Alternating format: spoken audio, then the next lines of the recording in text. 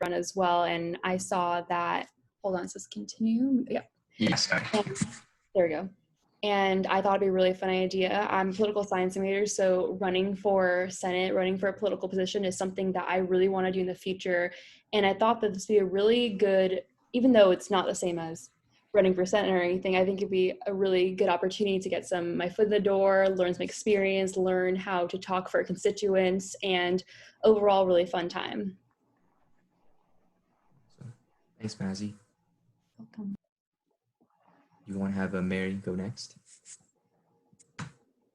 So I'm kind of the opposite. I never thought I would go into politics, and it's an area that I wanted to stay away from, even though I love law, so I want to get involved in the legal system.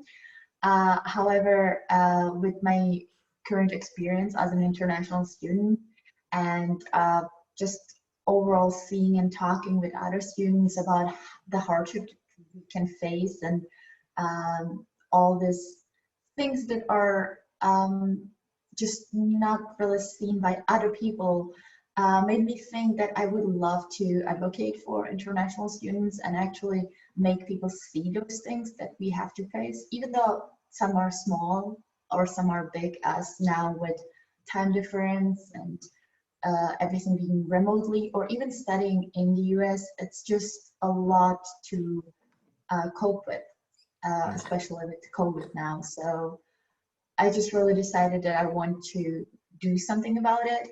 So I decided to start a club, actually 2 clubs, one cultural, one for hate time zone. So basically people studying remotely. And I also decided to run for this position, just basically to try to bring people together and bring their opinions and try to a voice, if that makes sense. So thanks, Mary. We have next Serena. You want to take it next? Yeah, sure. So I decided to run for my position because mainly just like to get in to CLU and introduce myself to the whole school and everything. As a first year student, it's really difficult to like meet new people, and I figured this was the best like way to like immerse myself in the school. Also, I figured out that these are really unprecedented times that we're living in right now, and as first year students, we don't really know what Seattle's use like. So I thought it'd be a really good way to like represent other students who are in the same boat as me. Awesome. Thanks, Serena. And Khadija? Hello, so my name is Khadija Mohammed, and I decided to run for first year representative because I have had leadership roles before in high school, and also based on my experience, I thought this club would be the best for me, and also I want to be an activist for the UN when I finish college, and I thought this experience will help me. Awesome. Thanks for all your answers. Really, really appreciate it. On to our next question.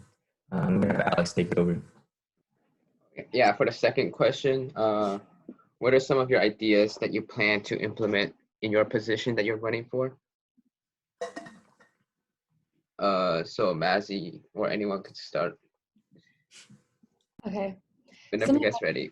Okay.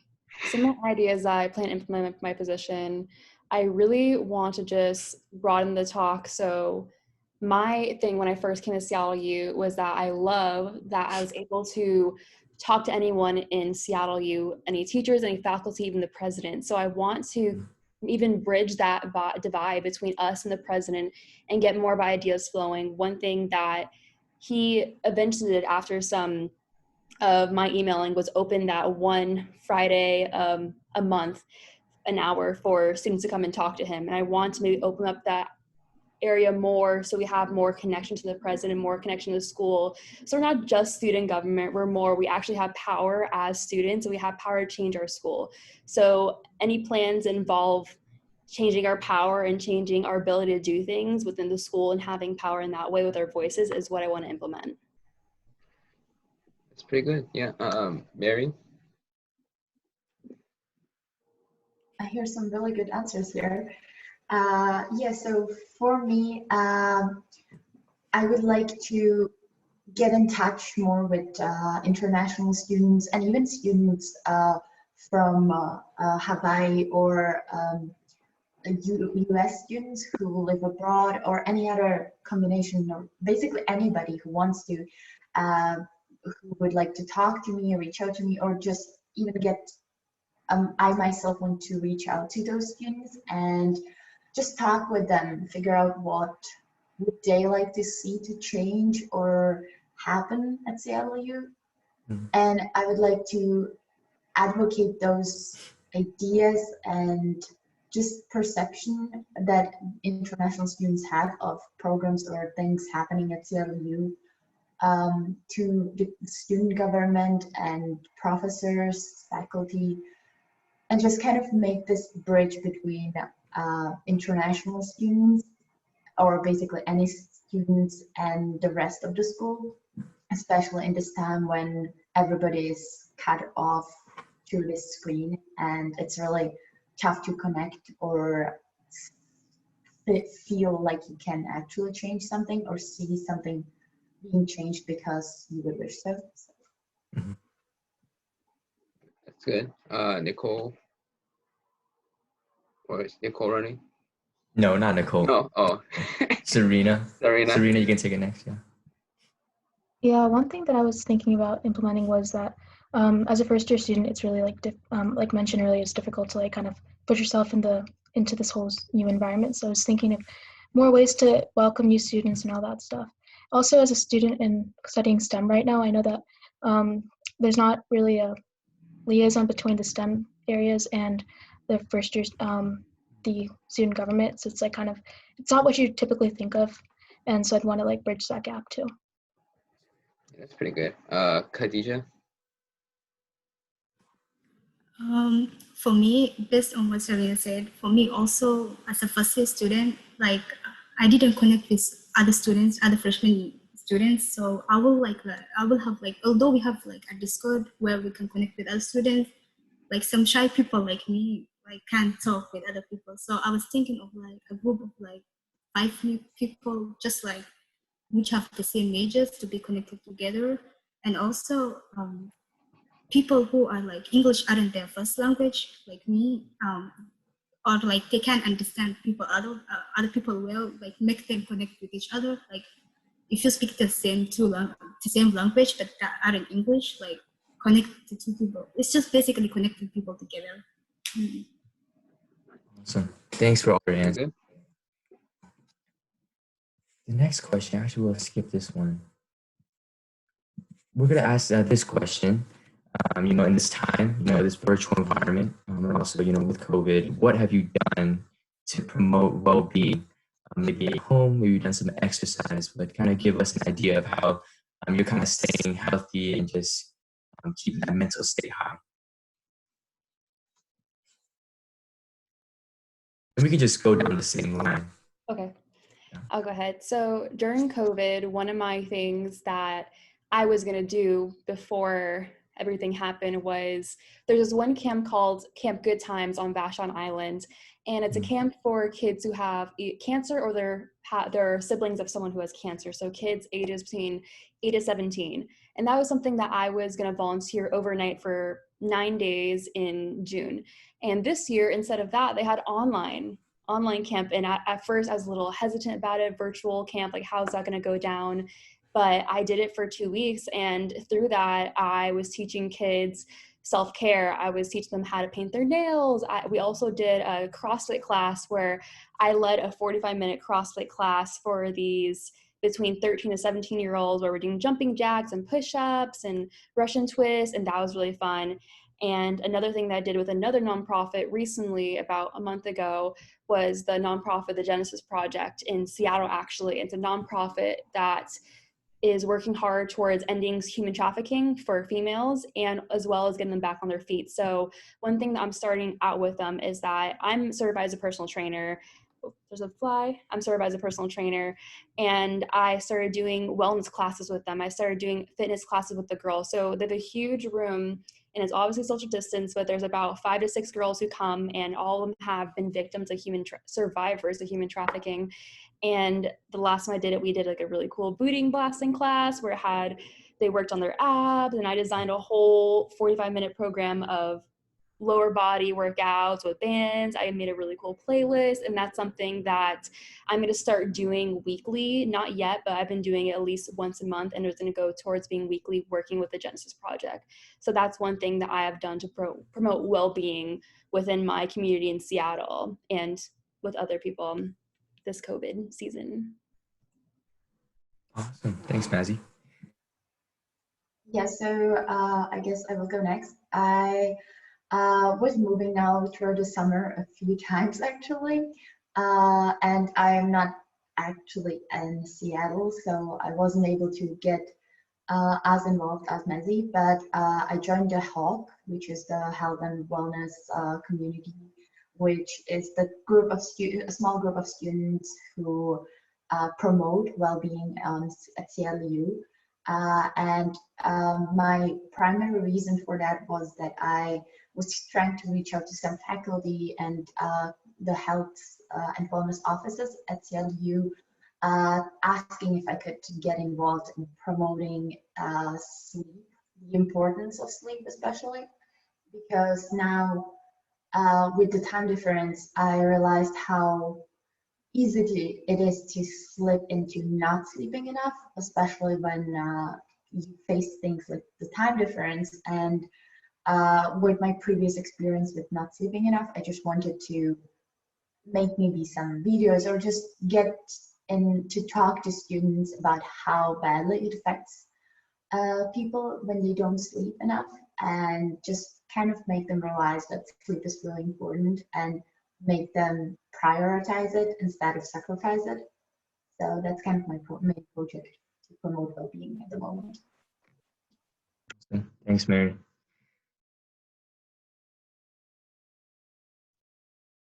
Serena, you can go ahead. Okay. So before in the earlier stages of COVID, I worked at the pool. So I'm a certified swim instructor. So I was like teaching people how to swim and get into that whole atmosphere, teaching adults who have a fear of the water, who had bad experiences with it. So I used to teach a Saturday class for that at my local pool. And then during COVID, our whole entire pool got shut down. So we haven't been able to do much of that. So social distancing and all, I've been kind of learning yoga. It's been fun. Awesome. It does sound fun. Thanks, Serena. And could you... As my father always tells me, charity begins at home. So in order to promote well-being, I start with myself, and my siblings and my family, which is actually like in this COVID situation, we just like wearing gloves and also staying within 6 feet and just like doing what our scientists are actually telling us. That's good. Okay, awesome. Thanks, guys. I'll pass it off to Alex for our next one. So this is the beginning of some of our more fun questions, you could say. So what is your horoscope sign and what does it reflect about your own personality? So I am an Aries, and this is such a funny question. Every time I tell people that are really into horoscopes or anything, they always say, when I tell them I'm an Aries, they're like, oh, you're definitely an Aries. I'm like, what does that mean? And basically Aries are the fire sign. They're super fiery, which I definitely am, about things I care about and causes I care about. And Aries also are super creative and love to do personality and projects and doing new things and trying new things. I'll never say no to bungee jumping or doing something that I'm scared about. I never let my fear hold me back. So being an Aries, I think my horoscope, my sign really ties into my ability to not letting fear hold me back.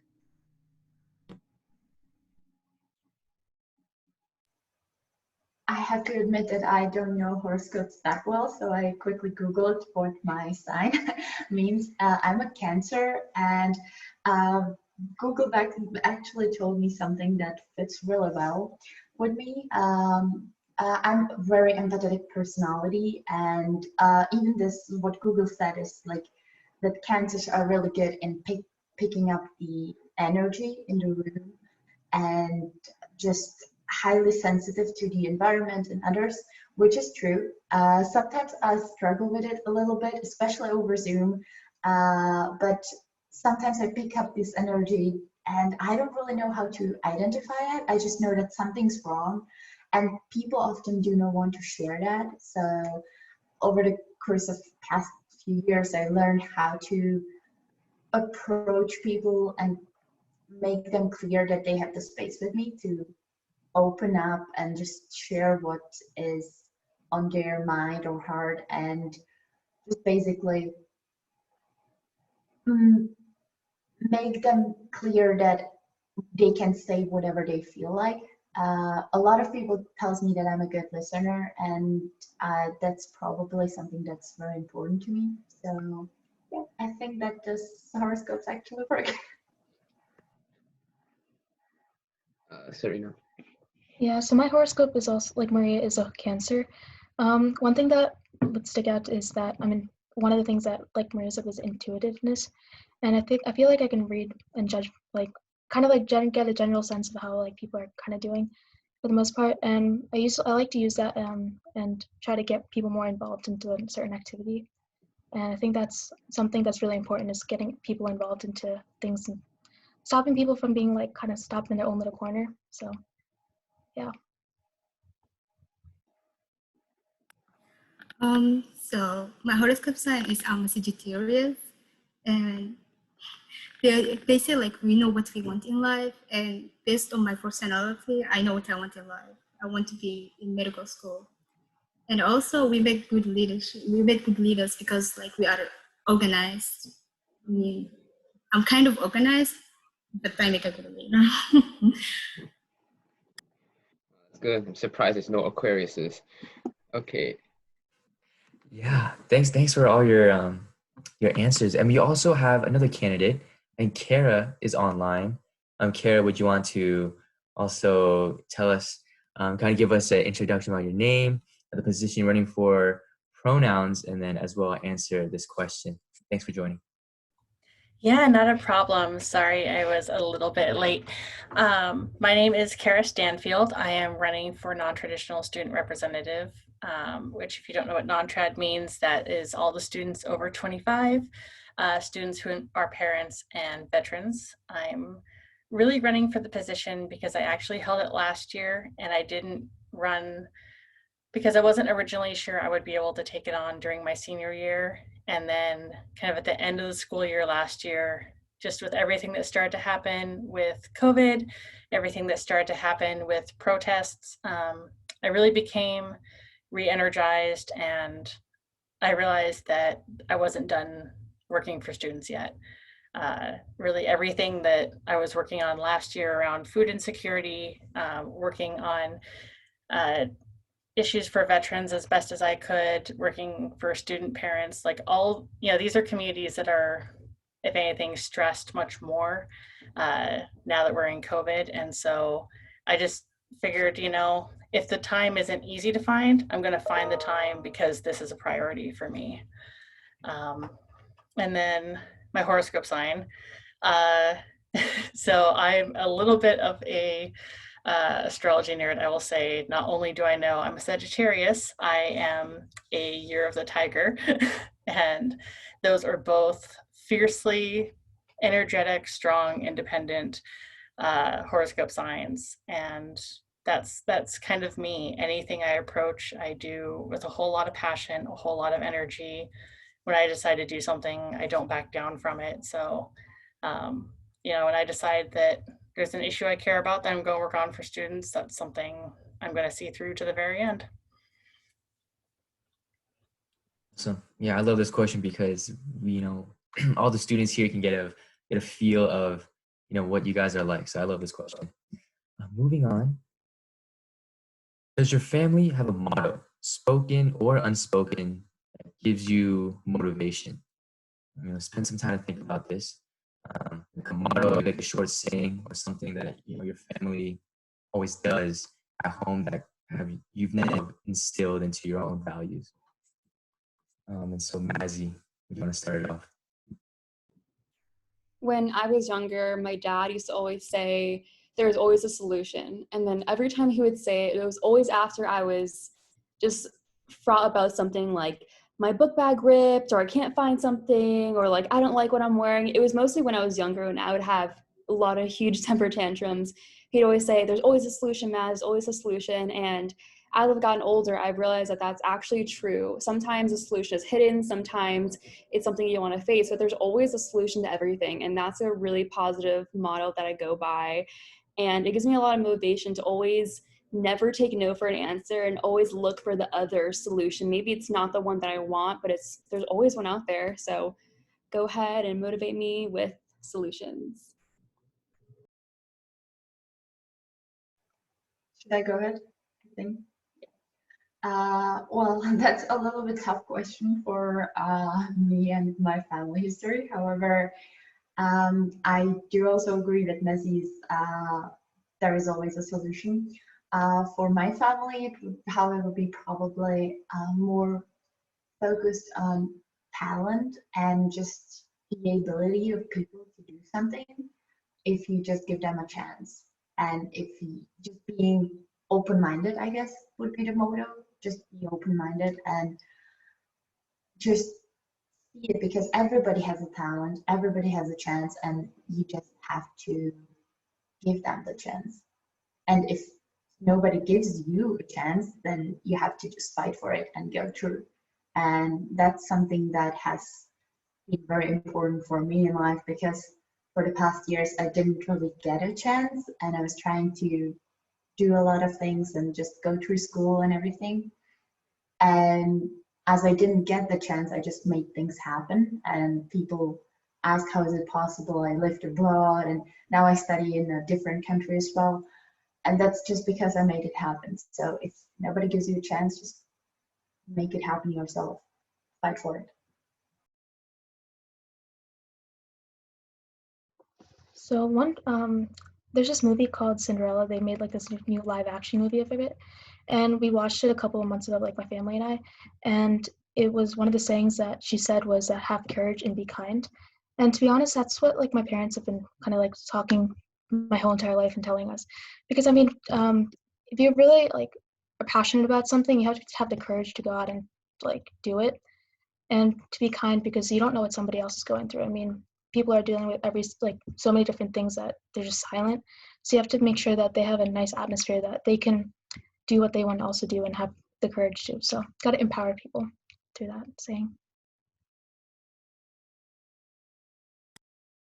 So my family is like very big on proverbs, and then there is this proverb in Somali, and it translates to like when there is a tin, like little by little the drops of water, like the tin will become full.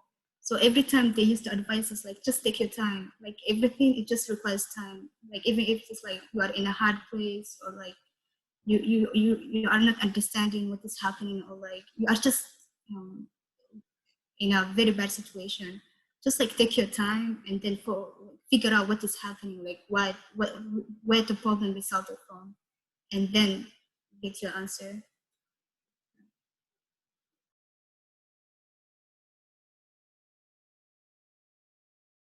And Kara, feel free to go ahead. Yeah, so I was trying to think. I can't think of really like a motto or anything that my family has to say. There's two thoughts that were going through my head when I heard this question, though. The first of which is something that's kind of served me well whenever I'm doing something like student government, which is that like I remember I'd be like elementary school or middle school or going through high school, and I would always kind of run into something where I was frustrated with what the rules were, what when I didn't understand why something worked the certain way that it did. And one thing my dad would tell me a lot of times is, he goes, everything has a system, whether you're talking about school, whether you're talking about work, whether you're talking about, even like socially, there's systems that are in place, and you have to learn the system first, and you have to learn how to work in the system.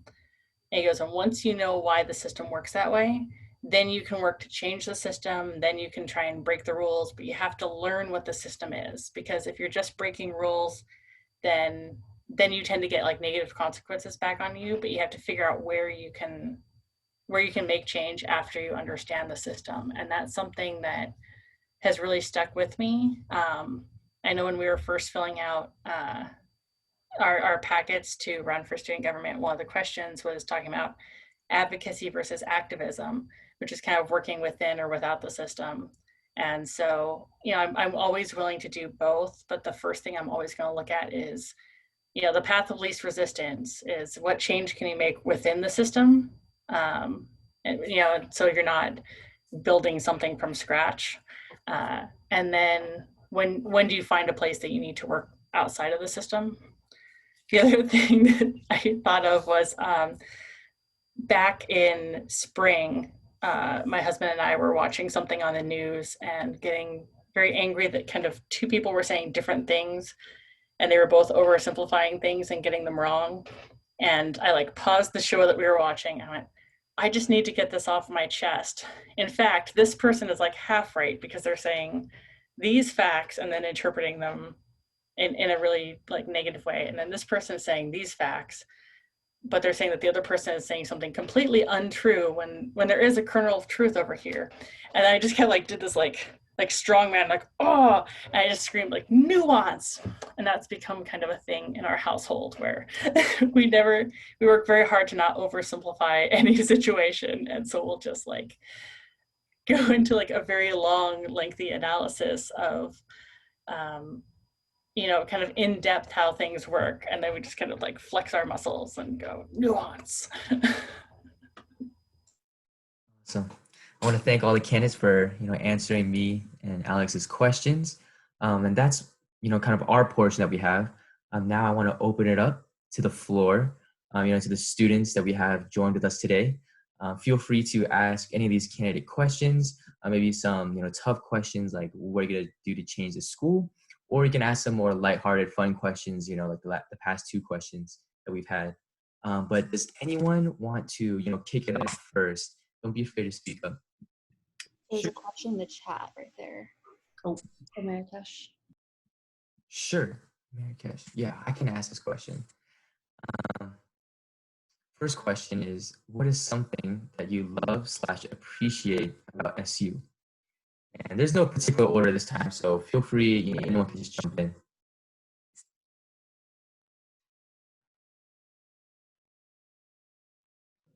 I can go first. So something I appreciate about CRU is like they engage with the students a lot. Like they just care about your well-being, about your education. I mean, like there is a lot of resources compared to other universities. Like if you need anything, I mean anything, like if it's financial, if it is like your mental health or like your well-being, if it's like something like even academically, there are a lot of resources for that. And also you can just like ask, it's just one click away. And also that's what I appreciate the most about Seattle. I would say the community, honestly. I attended this physics camp that Seattle U hosted earlier in February, and that's one of the things that brought me to Seattle U was because seeing that close-knit community within a certain department was something that you can't really get in some of the bigger universities around Washington. And I thought that was really special to the school, and especially the location and how they deal with certain issues and being really socially active. That's really something that's I found really interesting and fascinating and really cool. For me, it was first of all the idea of educating the whole person and just not be a system where you just go through the system without any power, choice, or you are just one piece of the system and on the production, and they just want to get you through how a lot of schools are. So I really appreciated that. But after actually studying at SU, I like the inclusiveness and the way that it's really about connecting people. So even the faculty responding to the students and all the possible workshops and clubs and everything that Seattle U is trying to do. There are so many opportunities and so many things. And I know it's really tough, especially now with everything being online and on Zoom. But you can really see that people are trying, and I think that's all that counts. And that's also what kind of brought me in this position, because I just saw that there are some things, for example, for internationals that could be done that probably people in Seattle didn't see because they're not in that position. And that's why I decided to really run for this position and just make that, give voice to people who see those things that are not being seen by the people who do those things now. Does that make sense? So basically, I like or appreciate about Seattle U that it's so inclusive. And that's also what brought me to run for this position. I like the question, Marrakesh. I've actually been to Marrakesh before. I went to last year, actually, no, my freshman year of college, I went to a commuter school, Bellevue College, which is kind of the borderline between community college and like a regular university. And the thing that really disappointed me there, that actually did not disappoint me at Seattle U, was the fact that a lot of people there weren't really into making friends. They just kind of wanted to go to school and they wanted to leave. And I was here like, I want to make friends. I want to have a really good college experience. And no one around me wanted that. And that was probably the main reason why I wanted to switch colleges. And I went to Seattle U.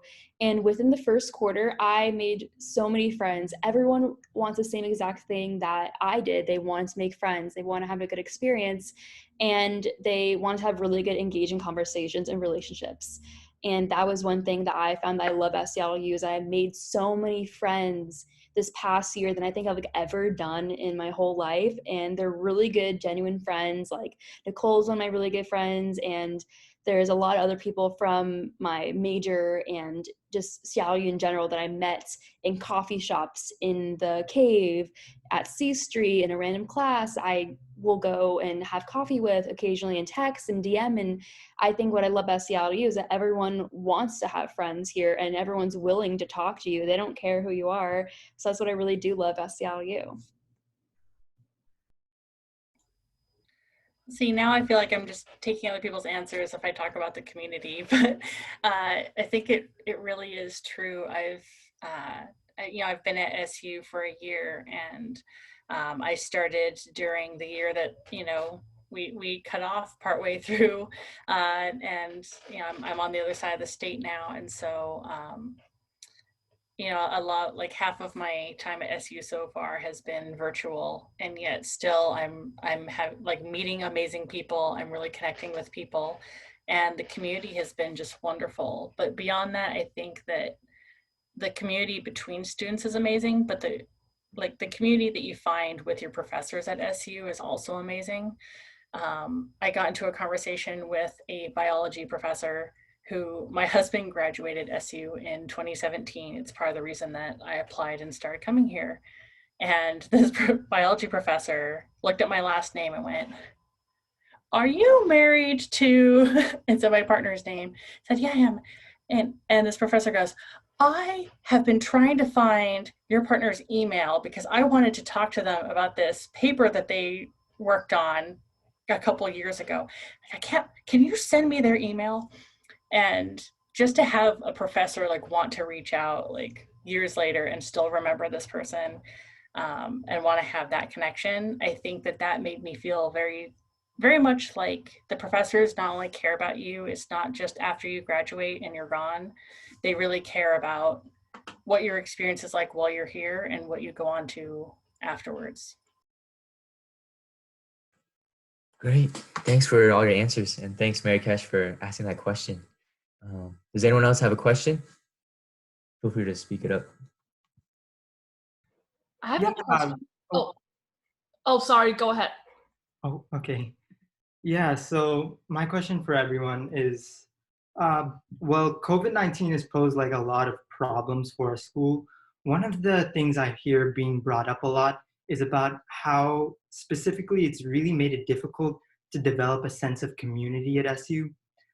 What is your take on this issue, everyone? How do you feel like the best way to deal with this would be?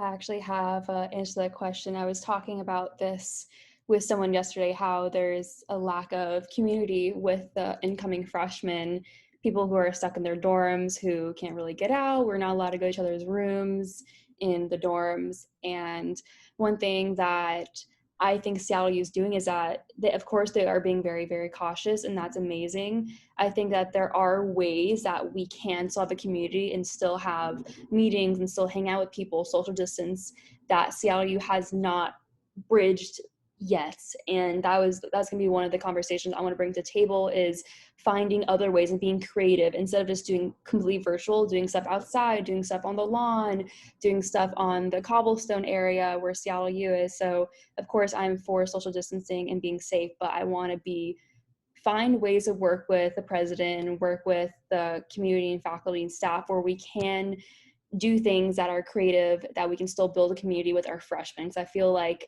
after this year, maybe people might not want to come because they hear a reputation that you're just going to be in a dorm room stuck all day if you're a freshman or a sophomore. So I really want to show and make their reputation better, that we are doing things safely in a creative way to still build community.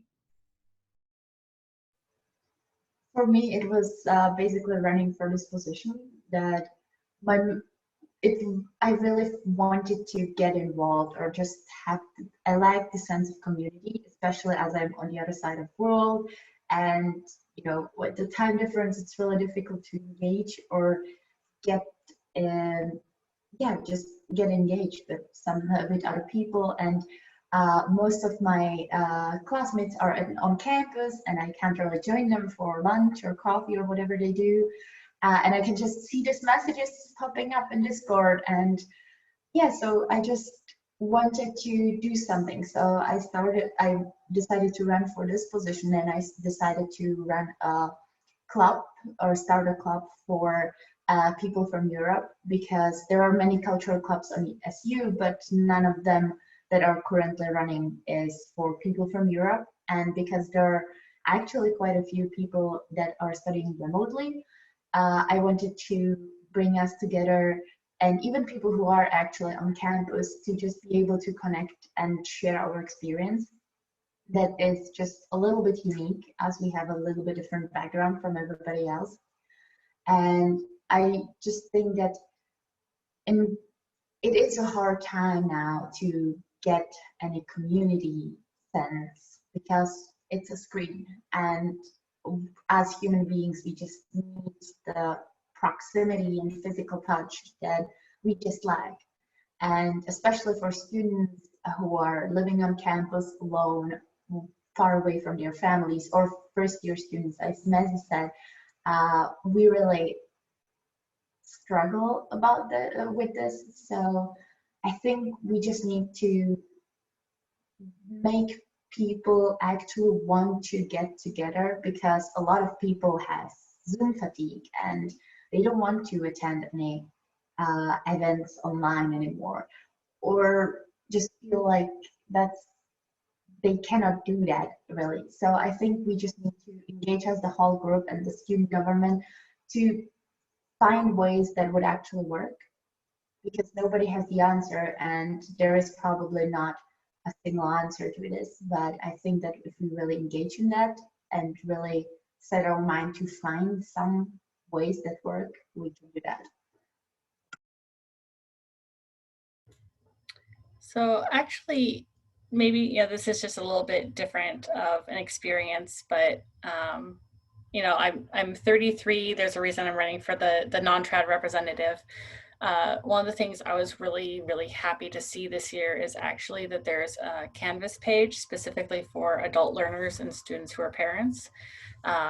And that has been like a really neat little community that has been growing throughout the quarter, where they have like a self-care Padlet with people like exchanging different self-care ideas.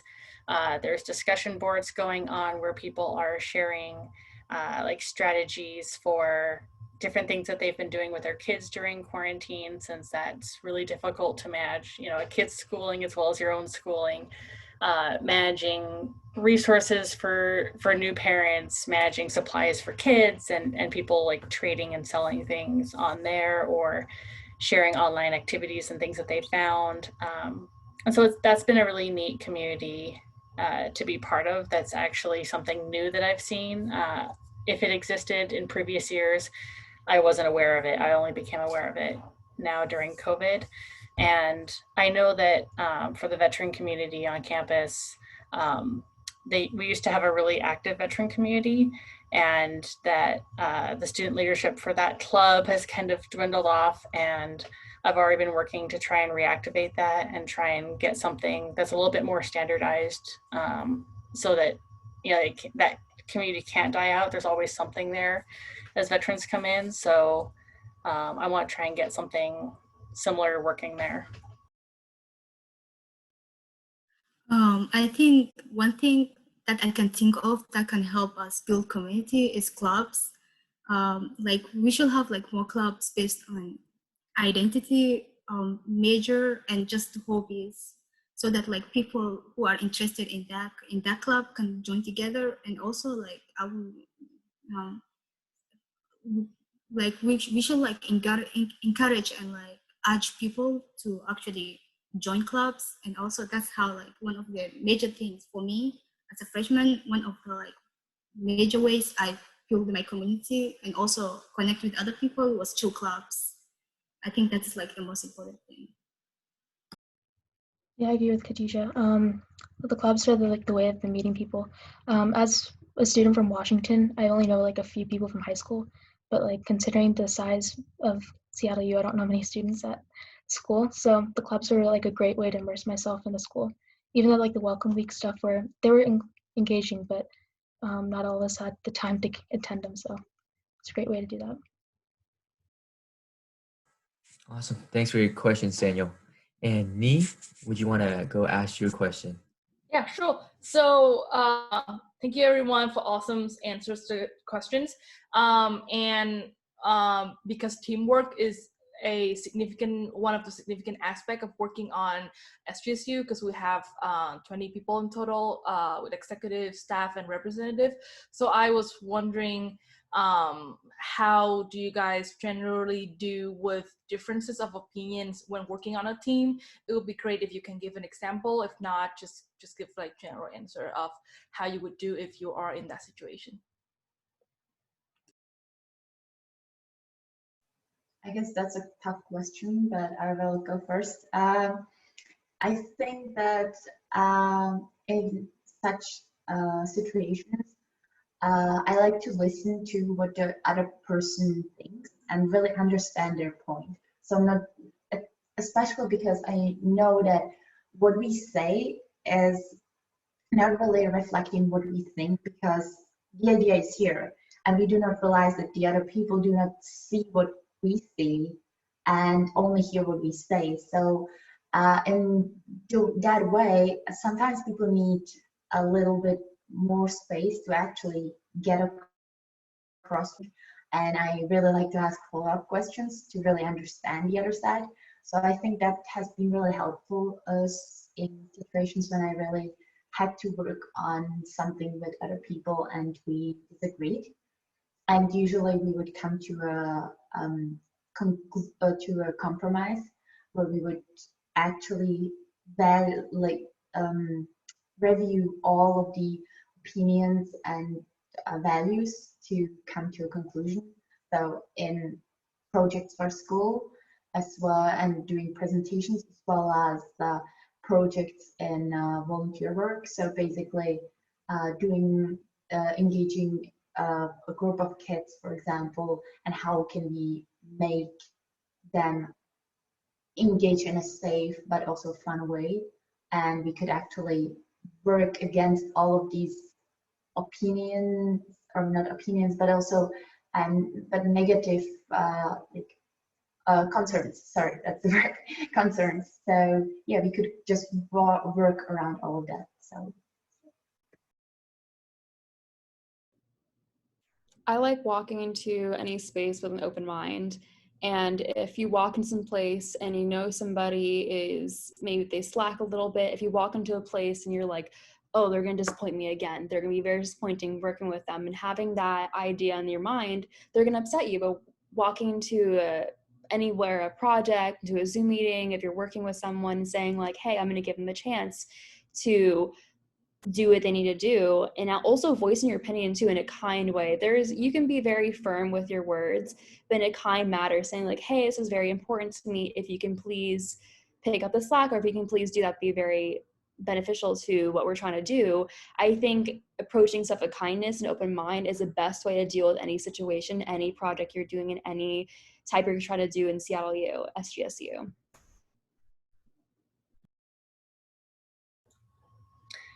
I think that anytime you're coming into a conflict with someone, it's always that realization that the other person is probably not coming in there with the intention of pissing you off or letting you down, or starting some kind of confrontation with you. And just, keeping in mind that they probably have like good intentions with whatever they're bringing into that situation. And then just remembering that, if I've annoyed someone else, or if I've let someone else down, again, I was never bringing that intention into an interaction. I am someone who's, dealt with family matters, and no one else can see those family matters when I walk into a meeting distracted and I didn't hear what someone else said and it seems like I'm not listening. There's no way to see that just by seeing me at face value in that moment. Or I've dealt with health issues before and I didn't meet a deadline because of those health issues. Again, they weren't something that someone can see right away.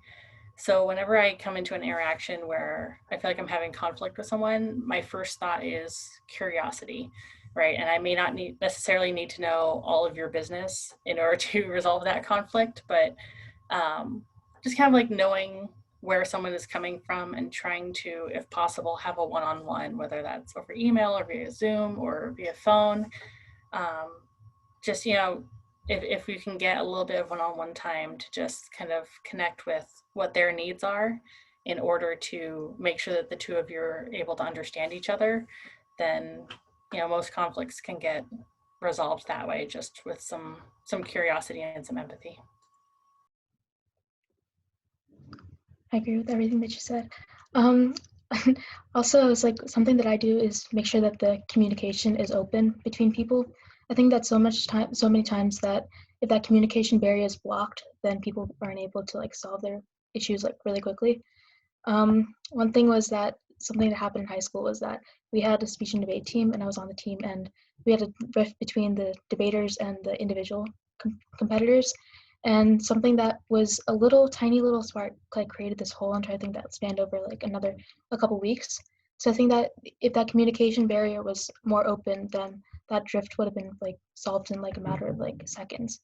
So I think that's really important, and making sure that there's a space that everyone can communicate, whether it's that you like take some time out of the group setting and go into the individual setting so that people can be more open. So communication is important. I think teamwork is all about listening to each other, also understanding each other, and working together. So if there is like a conflict, it's usually because of a misunderstanding. So we can actually solve it by just listening to each other and like letting the other person talk. And also the SGSU mission is for the well-being of the students. So if it is like the other person has like strong opinions, or like the other person has a stronger like suggestion than yours, then actually it is better to listen to each other and then talk with each other, understand each other, so that the conflict can be, yeah.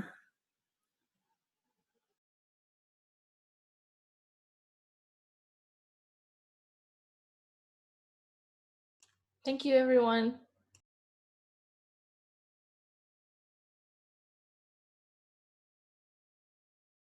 I think I will ask next questions on Marrakesh behalf.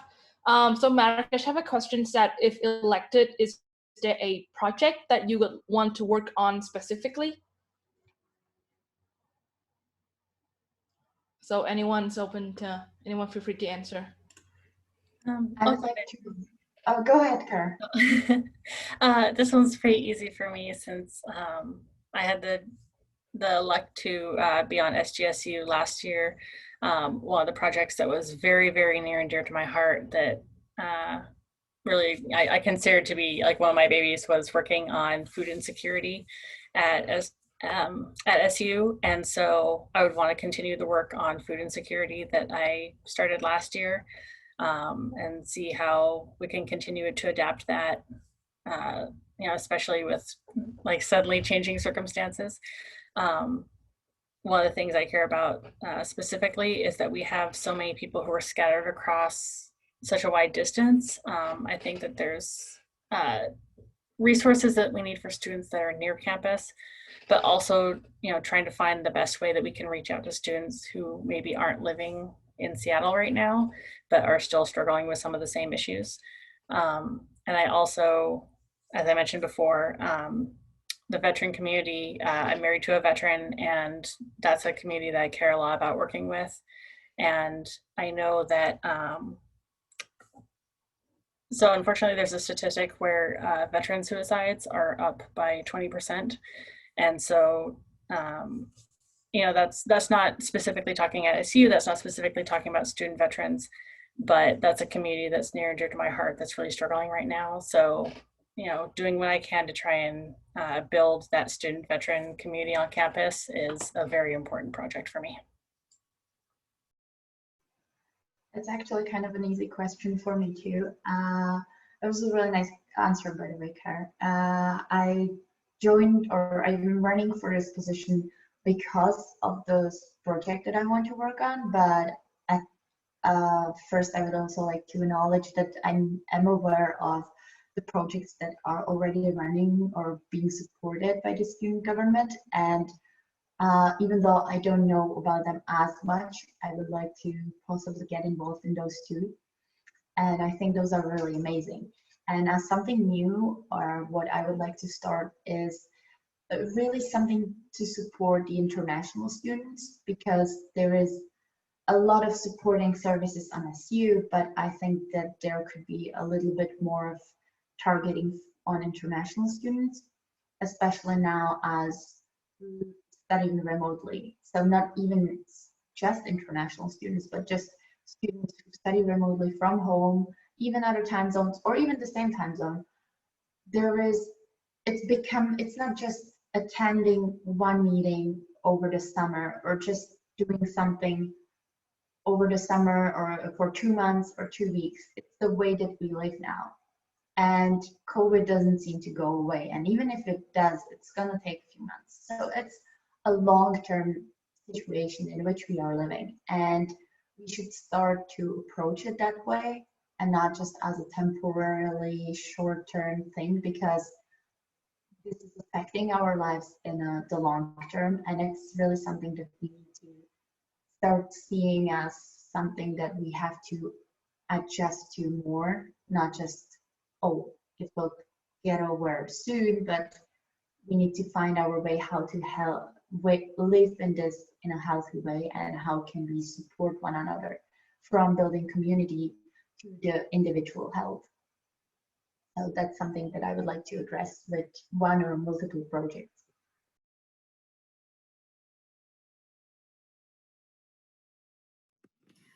For me, one project I will do is actually create a club for like fun activities where students come in and just relax and then like talk about their feelings and just talk about anything they want to talk about. Because I feel like as a freshman and also like a first year student, most of us actually focus on class a lot, and there isn't any club like where we can just like enjoy and then not think about work or our classes and all that. And also like I just wanted to create that environment where there's only like joy and happiness. Yeah, what Khadija just said, adding on to that, I want to make an environment where people are more like would go toward and actually find some clubs. So, because I know that looking at the club like list, that Seattle U has pretty great clubs. So having the first year students like go out and check out the things that are already existing, because they could find something that would really cater to their interests, and I think that's really important, especially like when you're all online. I have two projects that I'm thinking about that already are at CLU. There's the exercise medicine, and then there is the self-defense classes. I remember back in before COVID, the winter quarter, there was a self-defense classes that were happening, and I was emailing them because I really wanted to get involved, and I thought it'd be really cool to help facilitate that. And there's also exercise medicine, which hasn't been doing that much since COVID and since the gym is closed. But I definitely, like I was talking earlier, want to expand and be creative with what we do with social distancing and how we can actually have some in-person stuff. Like we have so many huge rooms that are at our hands to use for doing exercise classes or doing like huge group therapy talks or talking about certain issues or watching something. And I think that we are being very safe with it, but we need to be more creative with what we're doing. And I want to partner with exercise medicine and maybe try to facilitate yoga classes in Piggott or in the cave or not cave or C Street in that areas. And oh, sorry, I was reading that. And also for the self-defense classes to try to do those in person, because we obviously do have a lot of huge rooms and classes at hand, and I'd love to try to partner with them as projects. Great. Thanks everyone for answering. Can I just We're about hitting time. So yeah, Mary, you can add on real quick. Just with the self-defense classes and what also Serena said about the clubs. I did attend a self-defense class now this quarter, and I attend a virtual fair. And what I saw was that not many people have participated, especially in the virtual fair. So even though there are those clubs and events, people are not really participating. So I think we really need to find a way how to make it more accessible and actually make people participate and engage. So yeah. True. Thanks for that, Mazzy and Mary. Really appreciate all the candidates coming. Give a virtual round of applause and also thank all the students who came to support. Just a reminder, our voting starts on October 14th to October 16th, and I will be sending out a link at 7 a.m. on October 14th. You click that link and you vote online. So thank you, to everyone for coming, and we hope to see you, voting. Thank you. Thanks, Josh.